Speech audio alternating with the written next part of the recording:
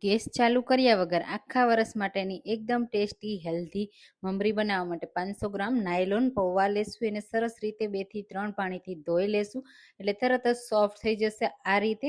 અને પછી આપણે એને આમાંથી બધું પાણી કાઢવા આ રીતે કોઈ પણ કાણાવાળું વાસણ લઈ લેવાનું અને એમાં પૌવાને આ રીતે કાઢી લેવાના. પછી 5 મિનિટ માટે બધું પાણી નીતરી જાય ને ત્યાં સુધી થવા દેવાનું. તો મેં 10 મિનિટ માટે રહેવા દીધું એટલે આ રીતના ડ્રાય થઈ ગયા. બસ હવે એને એક વાસણમાં કાઢી લેશું અને એકદમ સ્મૂથ કરી લેવાના. જો તમારા સ્મૂથ ન થયા હોય ને તો મારા સોફ્ટ થઈ ગયા છે એટલે હું એમાં મસાલામાં મીઠું, ચીલી ફ્લેક્સ અને થોડો આપણે એમાં બેકિંગ સોડા એડ કરવાનો. એનાથી સરસ એવા સોફ્ટ આ મમરી તૈયાર થશે. આ રીતે સ્મૂથ કરી લેવાનું. થોડું હાથમાં તેલ લગાવી દેવાનું અને આ રીતની મશીનમાં ચકરી એડ કરી દેવાની. તો અહીંયા સેવ પાડવાની જે જાડી ચકરી આવે ને તે મેં લીધી છે. આ રીતે ગોળ ગોળ પ્લાસ્ટિકની સીટ ઉપર ફેરવતું જવાનું અને આ રીતે મમરી પાડતી જવાની.